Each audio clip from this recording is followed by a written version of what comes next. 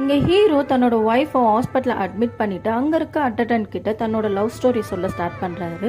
தன்னோட 6 மாத கப்பல் வேலைக்கு பிறகு அவங்க ஃப்ரெண்டோட ஹோட்டலுக்கு வராரு. பொண்ணு பிரியாணியை திருட்டுத்தனமாக உட்காந்து சாப்பிட்டுட்டு இருக்கிறத பார்த்ததுமே அந்த பொண்ணை கேட்குறாரு. அந்த பொண்ணு எப்போவுமே ரெகுலராக இங்கே பிரியாணி சாப்பிட்ற வரவ அப்படின்னு சொல்கிறாங்க. உடனே இவர் ஸ்டைலில் ஒரு பிரியாணி செஞ்சு அந்த பொண்ணு கொடுக்குறாங்க. அந்த பிரியாணியை சாப்பிட்டதுமே அந்த பொண்ணுக்கு ரொம்ப பிடிச்சி போயிடுது. அது யார் செஞ்சாங்க கேட்டு அந்த ஹீரோவை பற்றி அந்த கடைக்காரர்கிட்ட கேட்கும்போது அந்த ஹீரோவுக்கு யாருமே இல்லை அப்படின்னு சொல்லிட்டு தெரிஞ்சுக்கிறாங்க. தெரிஞ்சதுமே அந்த ஹீரோ கிட்ட இவங்க பேசி பழகுனதுமே அவங்கள ரொம்ப பிடிச்சி லவ் பண்ண ஸ்டார்ட் பண்ணிடுறாங்க.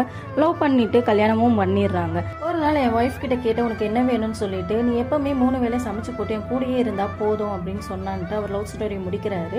மறுநாள் அவங்க ஒய்ஃபை டிஸ்சார்ஜ் பண்ண சொல்லி ஹாஸ்பிட்டலில் கேட்டதுக்கு ஹாஸ்பிட்டலில் டிஸ்சார்ஜ் பண்ண முடியாது சொன்னதுமே அவங்களுக்குள்ள ஒரு சண்டை வந்துடுது. சண்டையில கோவமா போயிடுறாரு ஹீரோ. மற்ற அட்டண்டன்ட்லாம் போய் டாக்டர் கிட்ட என்ன ஆச்சு அவங்க ஒய்ஃப்க்குன்னு கேட்கும்போது அவங்களுக்கு கை கால் விழுந்து அவங்களுக்கு எழுந்துக்கவே முடியாது, இது கியூரும் பண்ண முடியாதுன்னு சொல்லிட்டு டாக்டர் சொல்றாங்க. அங்க இருந்த அட்டெண்டன்ட் அந்த ஹீரோ கிட்ட போயிட்டு இப்படிலாம் கோவப்படாதப்பா, நீதான் அவளுக்கு இருக்க, நீதான் அவளை பாத்துக்கணும்னு சொல்றாரு. உடனே அவங்க ஒய்ஃபை அவர் வீட்டுக்கு கூப்பிட்டு போயிட்டு அவங்க காலடியிலே இருக்காரு. நீ சொன்ன மாதிரியே உனக்கு 3 வேளை சமைச்சு போட்டு உன்னை எப்பவுமே நான் பாத்துக்கிறேன்னு சொல்லிட்டு அவங்க ஒய்ஃப் கிட்ட சொல்றாரு. கேட்டு அவங்க ஒய்ஃபை ரொம்ப எமோஷனல் ஆகி அழுகுறாங்க.